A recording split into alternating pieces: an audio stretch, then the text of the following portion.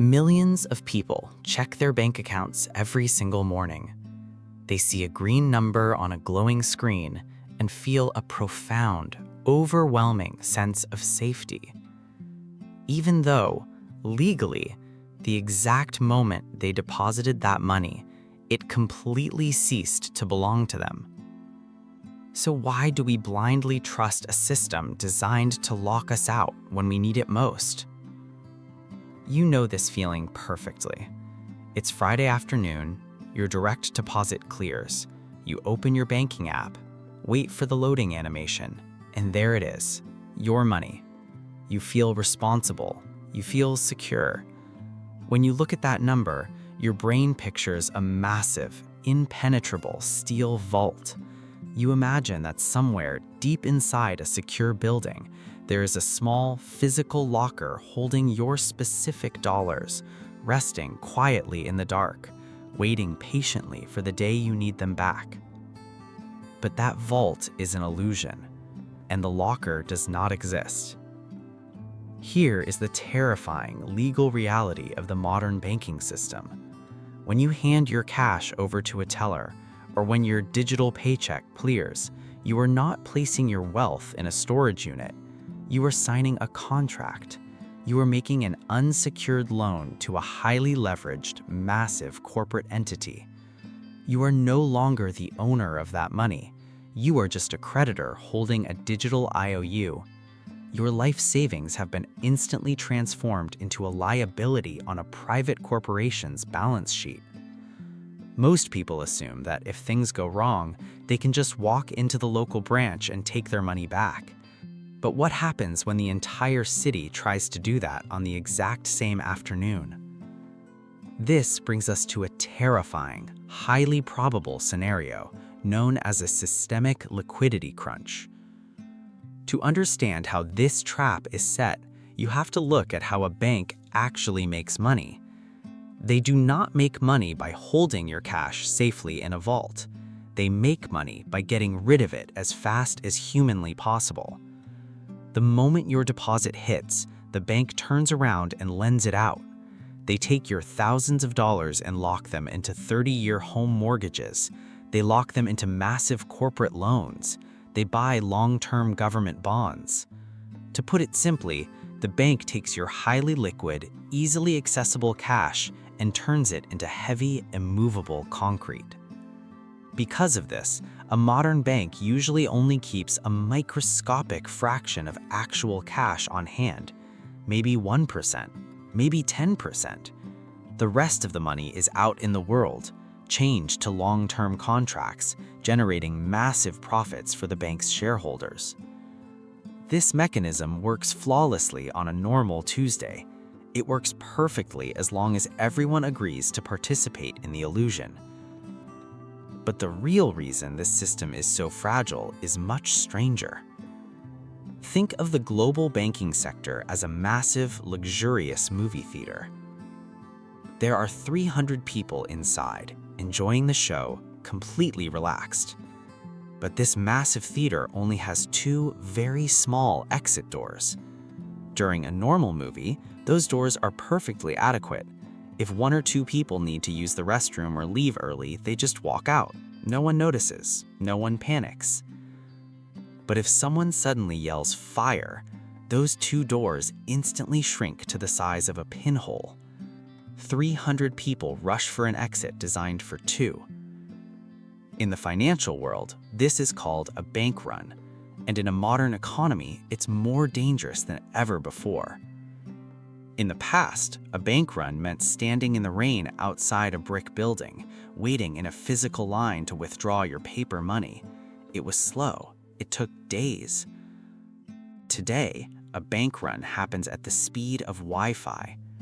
A single rumor starts on social media. A tech company collapses. Fear spreads across the internet like wildfire. Within seconds, millions of people open their apps and tap a button to wire their money to a different institution. Billions of dollars attempt to squeeze through the digital pinhole at the exact same millisecond. And this is the exact moment the trap closes. When a systemic liquidity crunch hits, The bank simply doesn't have the cash. Remember, your money is tied up in concrete.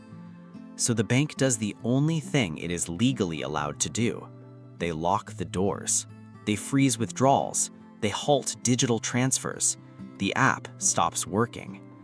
Because you are an unsecured creditor, the bank's survival legally supersedes your right to withdraw your own cash. The corporation must protect itself first. You are placed at the very back of a very long, very angry line. Most people disagree how dangerous this actually is. Some economists argue the opposite. They claim that federal deposit insurance and massive central banks make a true banking collapse mathematically impossible in the modern era. They point out that governments will always step in and print enough money to make the depositors whole. Here is where people are split. Is your money actually guaranteed by the government? Or is that guarantee just another psychological layer of the exact same illusion? People don't make bad money decisions. They respond to the environment around them. And your environment is perfectly calibrated to make you feel incredibly comfortable leaving your life savings inside the theater. The system offers you a tiny, fractional yield on your savings account to make you feel like an investor. They put thick marble columns on the front of the bank building to make it look immortal. But if you closely observe how the ultra-wealthy handle their capital, you'll see a completely different behavior. The biggest financial advantage isn't intelligence, it's which game you're playing. The middle class is playing a game of accumulation. They view the checking account as the ultimate finish line. They work exhausting hours, save their pennies, and stack them inside the banking system. The larger the number on the screen, the more successful they feel. They trust the brand name on their debit card with their entire future. The wealthy play a completely different game. They treat the bank as a transit hub. It is just a waiting room. They know that leaving uninvested capital in a highly leveraged institution is an unnecessary, uncompensated risk. They know that cash sitting in a bank is simultaneously losing purchasing power to inflation while being legally exposed to a liquidity freeze. So, the exact moment they acquire large amounts of cash, their immediate instinct is to move it completely outside of the banking system. They buy commercial real estate, they shares in profitable businesses, they buy hard commodities and physical infrastructure. They trade an unsecured digital IOU for an actual legal ownership stake in the tangible world. They use the banking system to process their transactions, but they never rely on the banking system to store their wealth. Wealth is often less about effort and more about position. If you position your entire net worth inside a digital ledger, your effort is completely dependent on the solvency of strangers. You are acting as the silent, uncompensated financial backer for the global economy. Your disciplined savings are the raw material the banks use to take massive risks.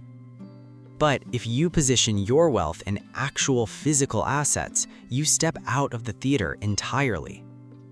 You become the one collecting the rent. You become the one earning the dividends. You step out of the role of the unsecured creditor and you step back into the role of the owner. Let's slowly reveal the invisible forces holding this entire structure together.